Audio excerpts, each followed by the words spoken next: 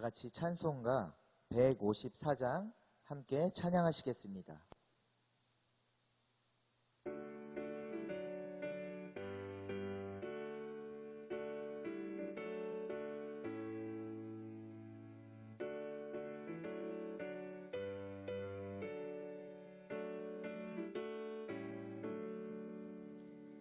생명의 주여 면류관 받으시옵소서. 날 위에 쓰신 가시관 나 기억합니다. 저 겟세마네 기도를 늘 기억하게 하시고 그 십자가의 은혜로 날 인도하소서. 누셨던 무덤 내게도 보이시옵소서. 잠드신 동안 천사가 굳게 지키었네. 저 겟세마네 기도를 늘 기억하게 하시고 그 십자가의 은혜로 날 인도하소서. 마리아처럼 새벽에 주께로 갑니다. 빈 무덤 내게 보이사 날 가르치소서. 저 겟세마네 기도를 늘 기억하게 하시고 그 십자가의 은혜로 날 인도하소서. 고난의 잔을 날 위에 다 마셨나이다. 나 항상 나의 십자가 감당케 하소서. 저 겟세마네 기도를 늘 기억하게 하시고 그 십자가의 은혜로 날 인도하소서. 아멘.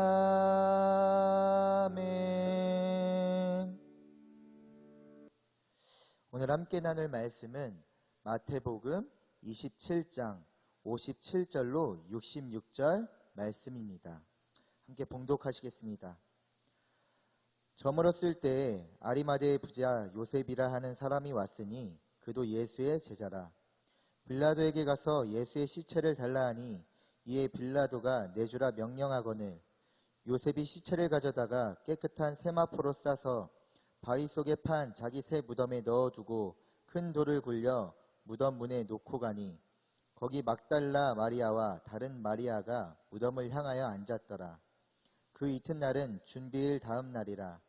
대제사장들과 바리새인들이 함께 빌라도에게 모여 이르되 주여 저 속이던 자가 살아있을 때에 말하되 내가 사흘 후에 다시 살아나리라 한 것을 우리가 기억하노니 그러므로 명령하여 그 무덤을 사흘까지 굳게 지키게 하소서. 그의 제자들이 와서 시체를 도둑질하여 가고 백성에게 말하되 그가 죽은 자 가운데서 살아났다 하면 후의 속임이 전보다 더 클까 하나이다 하니 빌라도가 이르되 너희에게 경비병이 있으니 가서 힘대로 굳게 지키라 하거늘 그들이 경비병과 함께 가서 돌을 인봉하고 무덤을 굳게 지키니라. 아멘. 우리는 2020년 사순절 고난주간을 보내고 있습니다. 그리고 오늘은 그 고난주간의 마지막 날이죠. 고난주간의 마지막 날이라는 것은 예수님의 부활이 그만큼 가장 가까이 왔음을 의미합니다. 지금 우리가 찬양하고 기도하고 예배하는 이 시간에도 우리가 호흡하는 그 모든 순간이 예수님께서 고난 가운데 죄와 사망 권세를 이기시고 승리하신 그 부활의 영광으로 나아가고 있다는 사실입니다. 오늘 본문 말씀을 통하여 모든 고난의 절정인 십자가의 죽음과 그 모든 것을 뒤엎는 부활의 영광 그 사이에서 우리가 어떤 모습을 나타내야 하는지 살펴보고자 합니다. 오늘 본문 말씀에는 아리마대의 부자 요셉이라는 사람이 등장을 합니다. 본문 마태복음에서는 부자로 언급되지만 마가와 누가복음을 보면 이 사람은 사내들인 공의회의 요직을 맡은 인물로 말하고 있습니다. 곧 그는 사회적 신분이나 경제력으로 볼 때 기득권층에 속한 자였음을 우리는 알 수가 있는 것이죠. 그런데 그런 사람이 오늘 본문 말씀을 보면 십자가 처형 이후 빌라도에게 가서 예수님의 시체를 요구하였고 자신을 위해 준비해 두었던 새 무덤에 예수님의 시신을 장사 지냈다는 사실입니다. 우리는 당시 상황 속에서 이 사건을 바라볼 수 있어야 합니다. 그때는 예수님을 그리스도로 시인하는 자에게는 출교 조치가 내려지는 상황이었습니다. 아니, 출교뿐만이 아니라 예수님과 같이 함께 죽임을 당할 수 있는 상황. 그리하여 베드로조차도 두려워서 자신이 예수님의 제자임을 부인하고 저주까지 했던 이러한 혼란의 상황 속에서 지금까지 아무 관련도 없어 보이던 아리마대 사람 요셉이 갑자기 나타나 예수님의 장례를 치르는 그 행위는 예수님의 제자임을 공개적으로 선포하는 그러한 행위였습니다. 아니, 예수님께서 살아계신 것이 아니라 십자가에 달려 돌아가신 상황인데 모든 것이 끝났다고 생각하는 바로 그때 아리마대 사람 요셉은 지금까지 노출시키지 않았던 자신의 신앙을 처음으로 나타낸 것입니다.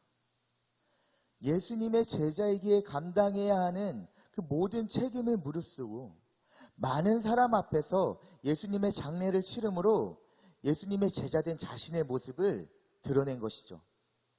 이러한 요셉의 행위는 정말 어려운 일이었고 일반적인 우리의 생각으로는 이해가 되지 않는 모습입니다. 우리는 이런 생각을 할 수가 있습니다. 아니, 그럴 거면 예수님께서 살아계실 때 예수님의 제자가 되어 따를 것이지 왜 다 끝나고 그래? 이미 돌아가신 다음에 그런 행동들이 무슨 소용이 있겠어? 이미 늦은 거 아니야? 소 잃고 외양간 고친다더니 이런 생각들을 할 수가 있습니다. 이왕 제자 되는 거, 예수님 따르는 거 살아계실 때 하면 좋지 않았을까라는 생각입니다. 그런데 많은 사람들이 어리석다고 생각하는 이러한 요셉의 행위는 메시아에 대한 또 하나의 예언을 성취하고 있었다는 사실입니다. 이사야 53장 9절에서 말합니다.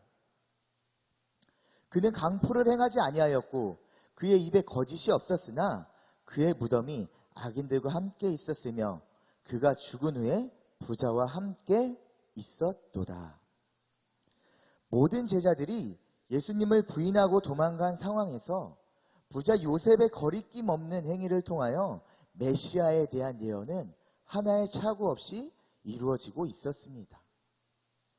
누군가에게는 전혀 합리적이지 못하고 미련해 보이는 그 행동이, 누군가에게는 어리석게만 보이는 그 행동이 예수 그리스도를 향한 확실한 신뢰와 믿음을 근거로 신앙적 결단으로 우리 삶에 실현된다면 그곳에는 하나님이 함께 하시는 것입니다. 하나님께서 인도하신 그 걸음을 것입니다. 요셉은 자신의 그 행위가 메시아에 대한 하나님의 예언을 성취하였음을 알고 있었을까요? 그저 예수님의 제자로서 해야 할 일을 마땅히 감당할 때 그는 메시아에 대한 예언을 성취하는 놀라운 일에 쓰임받을 수 있었다는 사실입니다. 실로 이렇게 요셉과 같이 주님께서 누군가를 필요로 하실 바로 그때 주님 곁에 있을 수 있는 이러한 참 제자가 되는 당진감리교회가 되길 간절히 소망합니다. 바로 그때 요셉에 의하여 하나님의 예언이 성취되었듯이 우리 당진감리교회를 통하여 하나님의 일하심이 나타날 줄 믿습니다. 우리 함께 생각해 보길 소망합니다. 그렇다면 지금 아리마대 사람 요셉을 변화시킨 것은 과연 무엇일까요? 그동안 노출시키지 않고 숨겨왔던 자신의 신앙을 예수님께서 돌아가시고 모든 제자들이 도망간 이때에 그 믿음과 신앙을 드러낼 수 있도록 요셉을 변화시킨 것은 과연 무엇이었을까요? 그것은 바로 십자가였습니다. 십자가의 죽음이었습니다. 아무런 죄가 없으신 예수님께서 죽기까지 사랑하신 그 순종의 걸음과 그리고 그것이 나의 죄 때문이며 나를 위한 것이라는 그 사실을 깨달은 사람에게 나타나는 십자가의 능력인 것입니다. 십자가의 순종에 담겨 있는 나를 향한 그 사랑과 용서, 은혜와 회복의 참 의미를 깨닫지 못한 사람은 도망가게 되어 있습니다. 숨게 되어 있습니다. 그 십자가를 위해서 우리를 바라보며 기다리고 계신 그 하나님을 발견하지 못한다면 십자가는 그저 패배에 불과한 사건인 것입니다. 그러나 그 십자가가 그 예수님의 보혈이 나 때문임을 깨닫고 나를 위한 것임을 깨닫게 된다면 십자가의 순종 안에 숨겨진 그 위대한 하나님의 사랑을 깨닫게 되고 그것은 아리마대 사람 요셉과 같이 나를 변화시키는 그 능력으로 내 안에 나타나게 되는 것입니다. 고난주간을 보내는 지금 우리 안에는 어떤 십자가가 나타나고 있습니까? 예수님을 부정하고 도망갔던 제자들의 모습입니까? 아니면 예수님의 제자이기에 감당해야 하는 모든 것을 감당하며 예수님의 제자임을 드러내고 그 곁을 지켰던 요셉의 모습입니까? 이 시간 그 십자가가 요셉과 같이 우리를 변화시키는 능력으로 나타나게 간절히 소망합니다. 이렇게 예수님의 장례를 준비하였던 아리마대 사람 요셉이 있었던 반면 또 다른 부류의 사람들도 있었습니다. 바로 대제사장들과 바리새인입니다. 그들은 요셉이 예수님의 시신을 장사 지낸 후 빌라도를 찾아가 사흘째까지 단단히 지켜달라고 요구합니다. 놀랍게도 그들은 제자들이 믿지 않았던 죽임을 당한 후 3일 만에 살아날 것이라는 그 예수님의 말씀을 기억하였습니다. 물론 기억해서 알고 있었으나 믿지는 않았고 오히려 그 말씀이 이루어지면 안 되기 때문에 그것을 막기 위해서 조치를 취하였습니다. 바로 이러한 행동이 진정한 어리석음이고 하나님을 대적하는 마귀의 속성입니다. 그들은 예수님의 말씀이 이루어지지 않도록 누군가가 의도적으로 돌을 옮기려 하면 그 흔적이 남도록 돌을 임봉하였습니다. 그리고 경비병을 두어 지키게 합니다. 자신들이 할 수 있는 최선을 다하여 예수님의 부활을 저지함으로 예수님을 한낱 사기꾼에 몰아세우려고 하였습니다.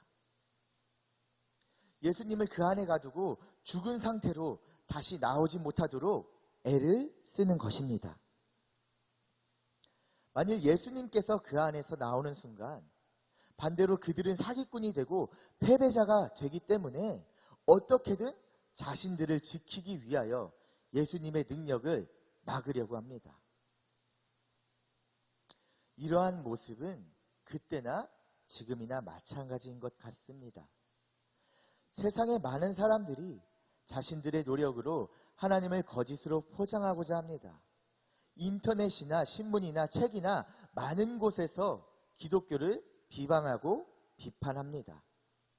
또한 코로나로 인하여 세상이 혼란스러운 이때에 그 화살을 교회로 집중시킵니다.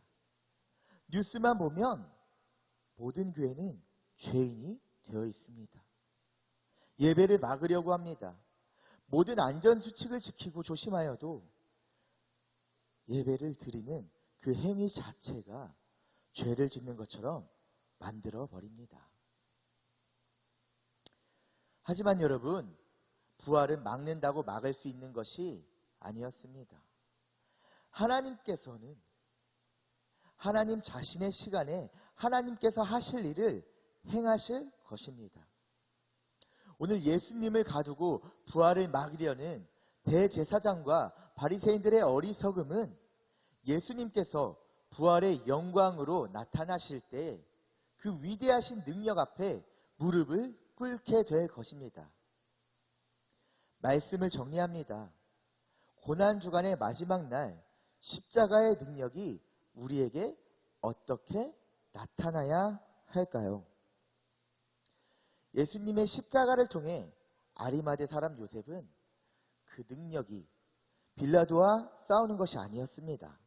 그저 예수님의 제자로서 해야 할 일을 마땅히 하는 그것이었습니다. 여러분, 우리는 너무나도 잘 알고 있습니다. 십자가의 죽음 이후에 찾아오는 부활의 영광을, 그리고 그 영광을 사모하며 기다립니다.